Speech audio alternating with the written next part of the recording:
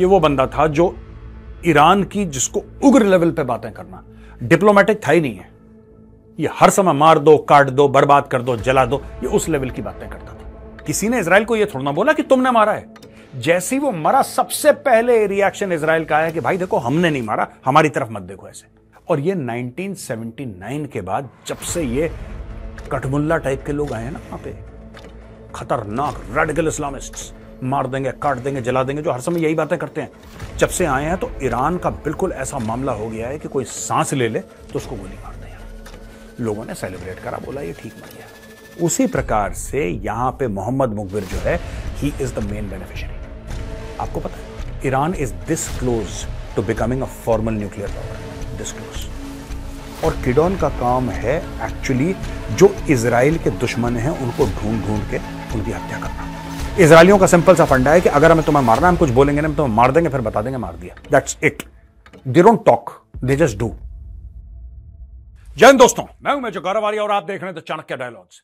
इस वीडियो को लाइक करिए, हमारे चैनल को सब्सक्राइब करिए, बेल आइकन दबाना बिल्कुल मत भूलिएगा। दोस्तों, जैसा कि मैंने बोला था, मैं आपको विस्तार से बताऊंगा ये पूरा ईरान में मैटर हुआ क्या है। दोस्तों, आपको पता है कि इब्राहिम रियासी जो राष्ट्रपति थे ईरान के, वो हेलीकॉप्टर क्रैश में मारे गए। साथ ही में उनका फॉरेन मिनिस्टर भी मारा गया और एक और बड़ा इंपॉर्टेंट शख्स, 3 लोग मारे गए। ये गए थे अजरबैजान के बॉर्डर में एक डैम को इनॉग्रेट करने के लिए, एक बांध को इनॉग्रेट करने के लिए। वो उनका एम था कि वहां पे बांध बनेगा जिससे बिजली पैदा होगी और पानी का, क्योंकि क्राइसिस ईरान में चलता रहता है, पानी भी वहां पे इकट्ठा हो जाएगा। लेकिन वो हेलीकॉप्टर क्रैश कर गया। अब 2-3 बातें हैं इसमें। बेल हेलीकॉप्टर था, पुराना था, वियतनाम के समय का हेलीकॉप्टर था दोस्तों, और क्योंकि वियतनाम 70s की बात है, यानी कि 50 साल तक पुराना हेलीकॉप्टर ये हो सकता है। वो हेलीकॉप्टर क्रैश कर गया। दोस्तों, इसके पहले कि मैं आपको सारे फैक्टर्स बताऊं क्या है, ये मेरा एक पुराना वीडियो है, आप डेट भी इसमें देख सकते हैं, मैंने क्या बोला आप देख सकते हैं, आपको पता लग जाएगा। ये मैंने पहले प्रेडिक्ट करा था, ये निपटने वाले हैं। मैं आपको बाय गॉड बोल रहा हूं, और ये मैं कई बार बोल चुका हूं। मुझे तो एक वीडियो मिला, क्योंकि आधे समय तो हम ट्रैक ही नहीं कर पाते कौन सा वीडियो, क्योंकि हम रोज रिलीज करते हैं इतने ज्यादा। लेकिन मैंने पहले वीडियो में बोला था, कई बार बोल चुका हूं, उसमें से एक वीडियो ये है जिसमें मैं ये कह रहा हूं कि ये निपटाएंगे, ईरान की टॉप लीडरशिप को निपटा दिया जाएगा। ये देखिए, ईरानी कहते हैं, इनके जो प्रेसिडेंट हैं, इनके जो हेड्स ऑफ स्टेट हैं, राइट, ये लोग कहते हैं कि kill all the juice, Israel को खत्म कर दो। ये इनके प्रॉपर ऑफिशियल स्टेटमेंट्स हैं। पता नहीं अमेरिका ने आज तक इतना सीरियसली नहीं लिया। देखिए, ईरान जो है, मैं आपको फैक्ट बता रहा हूं, अगर किसी को गलतफहमी है, 2 रुपए की गलतफहमी है कि जो ईरान है वो सैंक्शन से टूट जाएगा या मान जाएगा, नहीं। जब तक आप तेहरान में, जहां पे पागल मुल्ले रहते हैं, मौलाना रहते हैं, जब तक उनके सर पे आप एक डेजी कटर नहीं मारोगे, आप जाके देखिए गूगल में, व्हाट इज डेजी कटर। जब तक आप MOAB, the mother of all bombs कहते हैं, which is the biggest non atomic non nuclear explosive device, MAOB, mother of all bombs, आप वो नहीं मारोगे या डेजी कटर नहीं मारोगे, इनको समझ में नहीं आएगी बात। आपको इनकी लीडरशिप को साफ करना पड़ेगा, ईरान की लीडरशिप को, और वहां पे आपको डेमोक्रेसी लानी पड़ेगी, तब जाके इनका दिमाग सेट होगा। इनका दिमाग नहीं सेट होने वाला। ये ईरान जो है यही बातें कर रहा है, सबको इकट्ठा कर दो। अच्छा, देखा आपने दोस्तों। अब चलिए बाकी वीडियो पर। मेजरली राइट में मैंने आपको यह बताया था कि क्यों ऐसे हेलीकॉप्टर क्रैश करते हैं, क्योंकि यूएस ने, जहां का ओरिजिनली हेलीकॉप्टर था, उसने सैंक्शंस लगा रखे हैं ईरान के ऊपर। बोला कि साहब आप स्पेयर पार्ट्स नहीं ले सकते, आप ये नहीं कर सकते, वो नहीं कर सकते, तो सारा जुगाड़ सा चलता है इनका मामला। लेकिन मैं ये मान के चलता हूं कि जो ईरान का राष्ट्रपति है, उसके पास तो ईरान का सबसे बेहतरीन हेलीकॉप्टर, सबसे सेफ हेलीकॉप्टर और सबसे अच्छे पायलट होने चाहिए। ऐसा कैसे कि एक साथ उड़ रहे हैं 3 हेलीकॉप्टर, ठीक है जी, एक साथ 3 हेलीकॉप्टर उड़ रहे हैं, और हम मान के चल रहे हैं कि ईरान का जो हेलीकॉप्टर है, जो उनका राष्ट्रपति इस्तेमाल कर रहा है, 3 ईरान के हेलीकॉप्टर है, उसमें से जो ईरान का हेलीकॉप्टर है जिसमें उनका राष्ट्रपति चल रहा है, उस हेलीकॉप्टर को सबसे अच्छी तरीके से उसकी मेंटेनेंस की होगी, सबसे अच्छी तरीके से उसको स्पेयर पार्ट्स लगाए होंगे, उसमें सबसे अच्छी तरीके से उसके सेफ्टी चेक्स करे होंगे। दोस्तों, एक ही जैसा मौसम, कह रहा खराब मौसम की वजह से, और तीनों हेलीकॉप्टर एक साथ उड़ रहे हैं, तो मौसम सिर्फ बीच वाले के लिए खराब तो नहीं है, दाएं और बाएं वाले के लिए भी उतना ही खराब है मौसम। एक हेलीकॉप्टर क्रैश करता है। चलिए हम मान के चलते हैं इनहेरेंटली अनस्टेबल प्लेटफॉर्म होते हैं, फिक्स विंग एयरक्राफ्ट जितने स्टेबल नहीं होते हेलीकॉप्टर, इसलिए वो हेलीकॉप्टर क्रैश कर गया। लेकिन जैसा कि होता है कि साहब किसी ना किसी को तो फायदा होता है, इन सब के मरने में फायदा किसको है?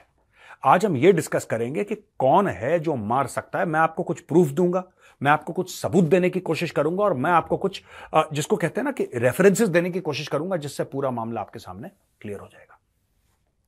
दोस्तों, जो ईरान के फॉरेन मिनिस्टर थे आमिर अब्दुल्लाहियान, ये कौन थे? He was a hard liner. ये वो बंदा था जो कह रहा था कि मारो इजराइल के ऊपर बम।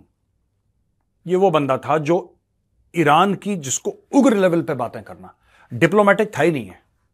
ये हर समय मार दो, काट दो, बर्बाद कर दो, जला दो, ये उस लेवल की बातें करता था। ये उस लेवल की बातें इसलिए करता था क्योंकि ईरान की जो टॉप गवर्नमेंट की पोजीशन में लोग हैं वो सारे के सारे ऐसी बात करते हैं। He should have been more contained in speech.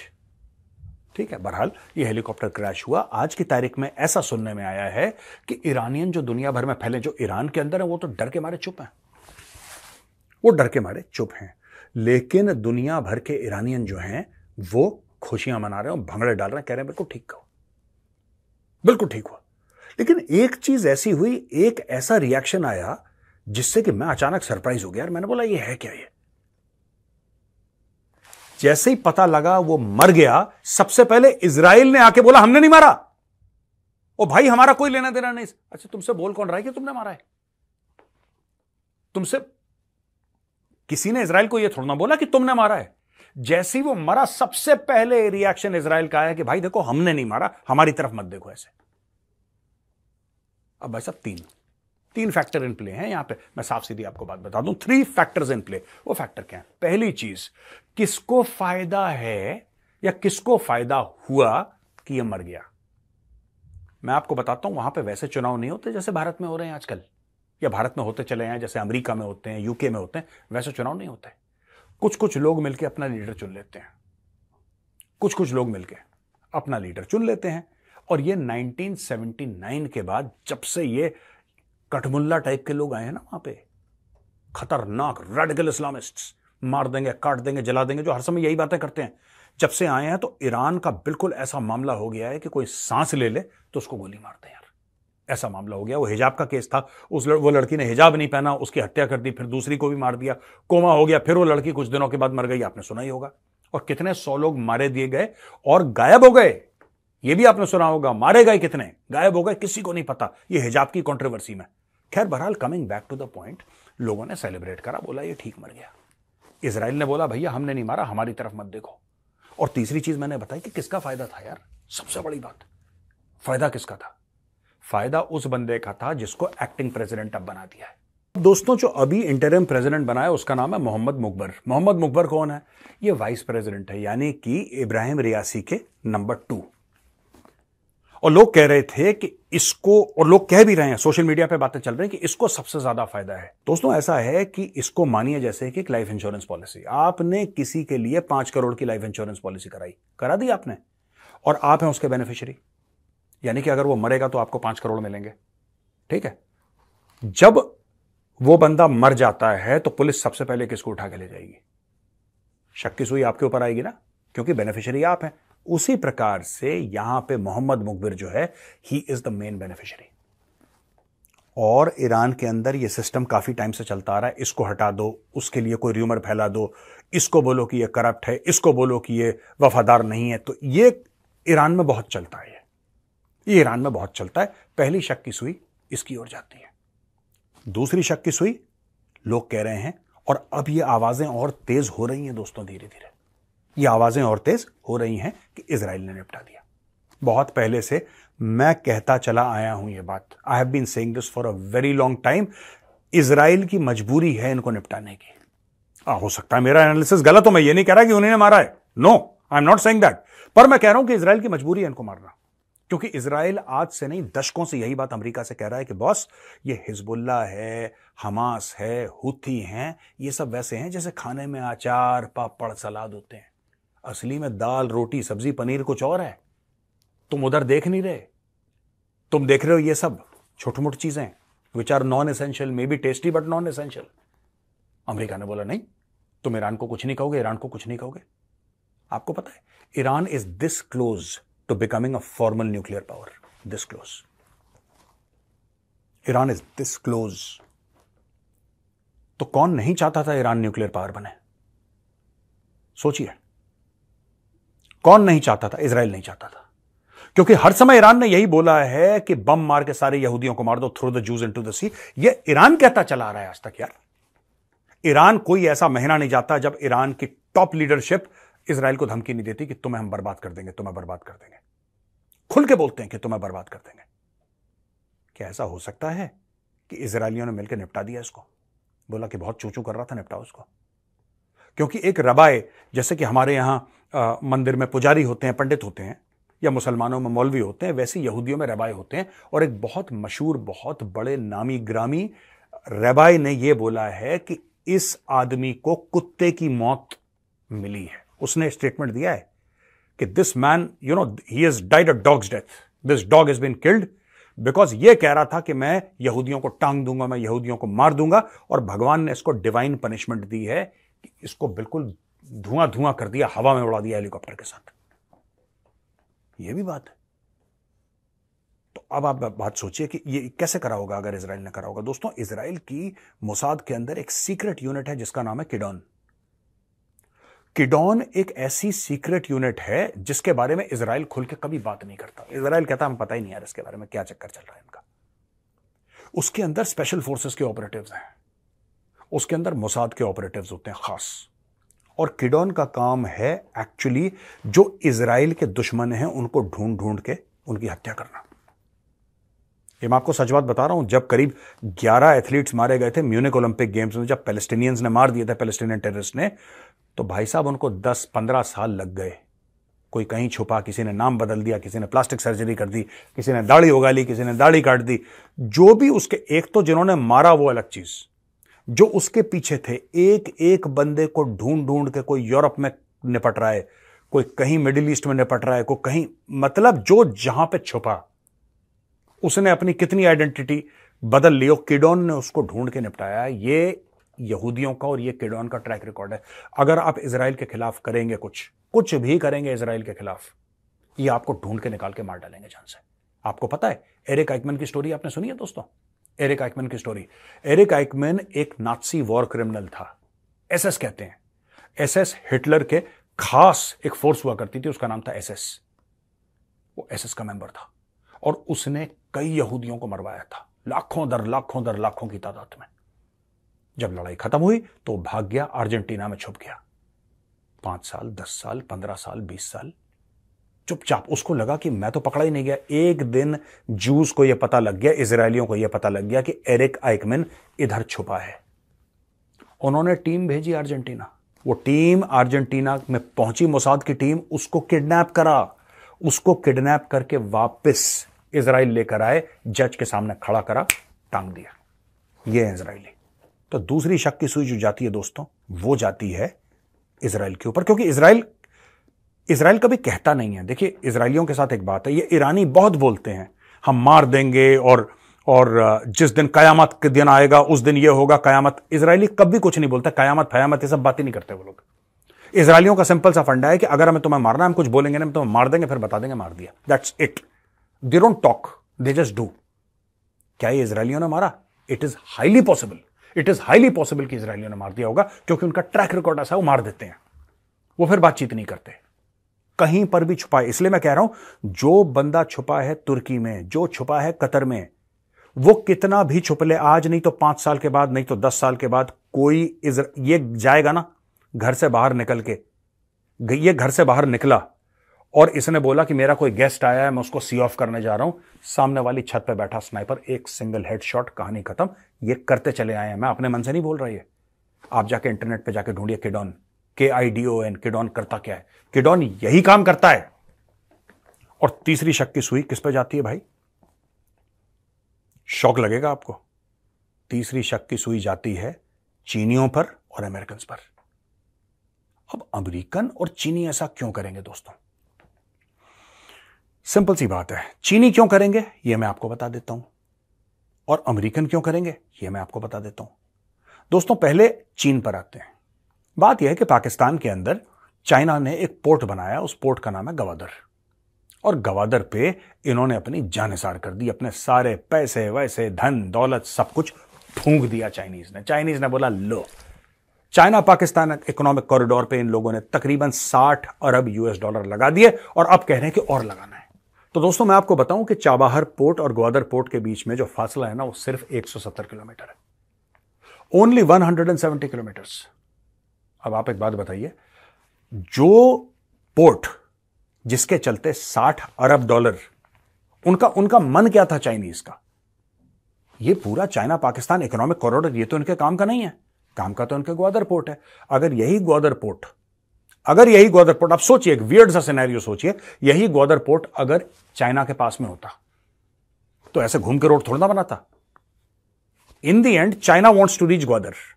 This entire China Pakistan economic corridor is for Gwadar, क्योंकि Gwadar is the termination point. ये गिलगिट बाल्टिस्तान से आता है और ये ग्वादर पे टर्मिनेट करता है। ये इसकी टोटल स्टोरी है सीपैक की, और बेल्ट एंड रोड इनिशिएटिव का ये फ्लैगशिप वेंचर है। तो आपने पूरा चाबहार बना के और चाबहार में इतने पैसे डाल के और उसको सक्सेसफुल बना के आपने चीन को यह बोला है कि जो तुम्हारा सीपैक है वो फेल है। और सीपैक फेल कैसे है यार? सीपैक फेल कैसे है?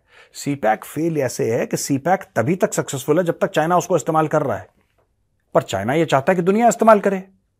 पर दुनिया क्यों इस्तेमाल करेगी भाई? दुनिया जो है सीपैक क्यों इस्तेमाल करेगी? दुनिया को क्या फायदा? चाइना को फायदा है, चाइना उससे तेल लेकर आएगा, अपने फिनिश गुड्स भेजेगा। दुनिया चाइना क्या भेजेगी यार? अगर सऊदी अरब को चाइना कुछ भेजना है तो क्या भेजेगा तेल के अलावा? बताइए। और कोई देश है जो मैन्युफैक्चरिंग वहां पे हब है, तेल के अलावा क्या भेजोगे? उसको तेल ही तो चाहिए। बाकी आप वॉशिंग मशीन चाइना भेज नहीं सकते क्योंकि खुद बनाता है वो, आप माइक्रोवेव भेज नहीं सकते क्योंकि खुद बनाता है। आप क्या भेजोगे चाइना के पास? सब तो बनाता है चाइना। सिर्फ चाइना के पास एक चीज नहीं है, तेल, जिसके लिए उसने चाइना पाकिस्तान इकोनॉमिक कॉरिडोर कर दिया। और बाद में ठीक है, ऐसे तेल आएगा, ऐसे फिनिश गुड्स आएंगे, ऐसे फिनिश गुड्स आएंगे, ऐसे तेल आएगा। यही स्टोरी है, बस यही स्टोरी है। अब आपने, यानी कि भारत ने वहां पे चाबहार शुरू कर दिया। और चाबहार क्यों इंपॉर्टेंट है दोस्तों? चाबहार इसलिए इंपॉर्टेंट है क्योंकि नॉर्थ साउथ इकोनॉमिक कॉरिडोर का एक बहुत अहम रास्ता है। और नॉर्थ साउथ इकोनॉमिक कॉरिडोर क्या है? भारत और रूस का प्लान, बीच में चाबहार पोर्ट मुंबई से शुरू होता है, मुंबई से डायरेक्टली चाबहार, चाबहार से बिल्कुल ऊपर रूस। कहानी खत्म, एक चाल शे और मात। इससे पूरा का पूरा China Pakistan economic corridor cut, Pakistan cut, सब कुछ कट। यानी कि अगर भारत जाता है चाबहार पोर्ट, तो चाबहार पोर्ट जो कि भारत ने ही बनाया है, भारत ही उसको ऑपरेट कर रहा है, वहां से सीधा अगर ऊपर जाके राइट मुड़ेगा तो अफगानिस्तान पहुंच जाता है, टॉप में जाता है तो पूरा सेंट्रल एशिया पहुंच जाता है, सीधा जाके लेफ्ट मुड़ता है तो ईस्टर्न यूरोप पहुंच जाता है, और सीधा चला जाता है और लेफ्ट मुड़ जाता है तो रूस तो है ही ऊपर। ये हो गई आपकी नॉर्थ साउथ इकोनॉमिक कॉरिडोर। अब आप समझ लीजिए कितना बड़ा गेम है दोस्तों जियोपॉलिटिक्स का, कितना बड़ा गेम है ये गेम ऐसा है कि अगर ये लोग चाहें तो बिल्कुल बंद कर सकते हैं। ये लोग कौन? भारत और ईरान।